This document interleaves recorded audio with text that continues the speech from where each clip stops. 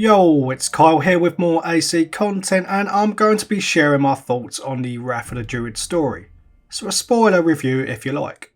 But before I get into it, please like the video and subscribe if you're new for AC podcasts, reviews and tribute videos.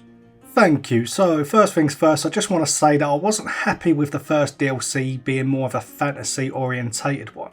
As of course I wanted it to be something to do with the Hidden Ones or Assassins. But we knew the Wrath of the Druids was coming months ago, so I want to make it clear that I'm not happy with the direction the series is going in, but I'm going to try and review this story as an isolated DLC, rather than attach it to Assassin's Creed. Which is sad really, but it is what it is at this point. And yes, I did love Curse of the Pharaohs, but before that we had the Hidden Ones DLC, which was incredible. So you know that was a bit different. Anyway, into Wrath of the Druids spoiler territory now, and my first impressions were not great to be fair.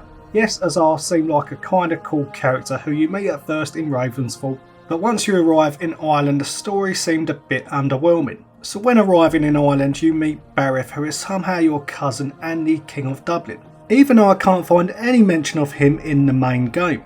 But as the player you are supposed to just accept this and move on with the story. You are also introduced to Barith's son Sigfrith, who often seems to disagree with his father. You then go to a gravesite with Barith and there's a mysterious werewolf type monster lurking in the shadows. You get attacked shortly after by some of Barith's enemies, and there's a bit of going from point A to point B before you capture the person behind the attack. Now at this point I was pretty bored, to be honest. I know a lot of the early game was used to set up the narrative, but it was a very slow start.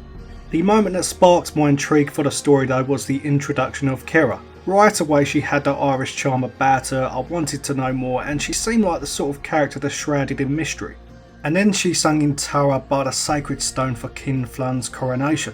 I really think that was a great way to introduce King Flun and the sacred stone with a beautiful song like that.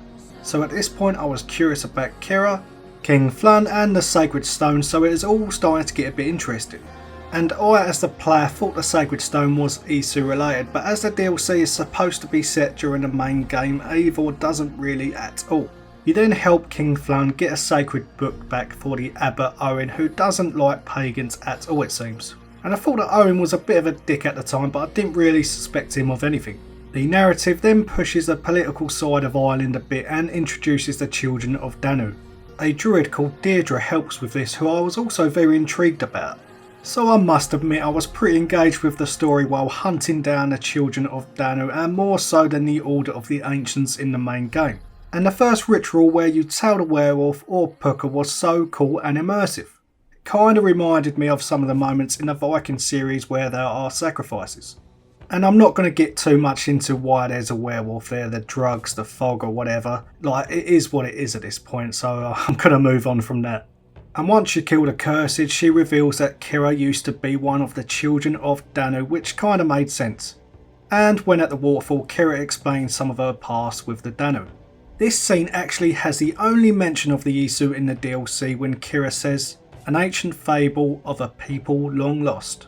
Now I thought they would expand on this a bit more after this point, but there was no mention of the Isu at all for some reason, when clearly the Sacred Stone has something to do with the Isu.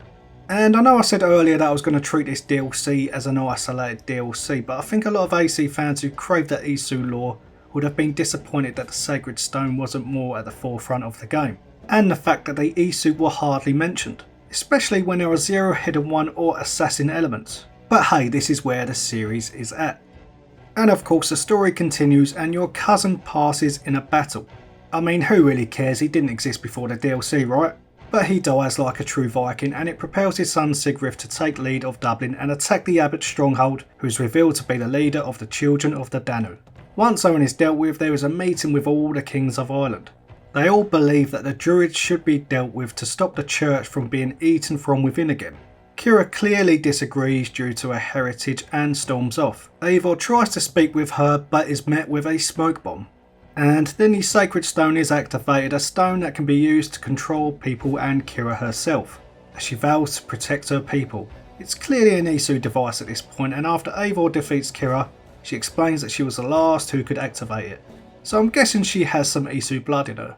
Now I spared her so she could destroy the stone, but before she does she says until we meet again.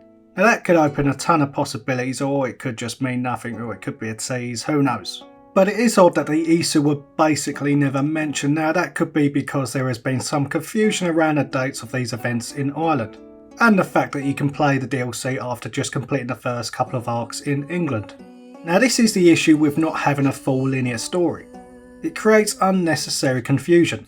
See, I lost my endgame save, so I played it early on in Eivor's story, whereas most people played it with an endgame save where Eivor was already aware of the Isu and was no fan of Odin. So why the hell did Eivor mention Odin in the DLC and say stuff like Odin is with you? It makes no sense really. And although I liked the DLC story because I just took it for what it was, and didn't expect any hidden ones or assassins, I can't help but feel frustrated about some of the inconsistencies.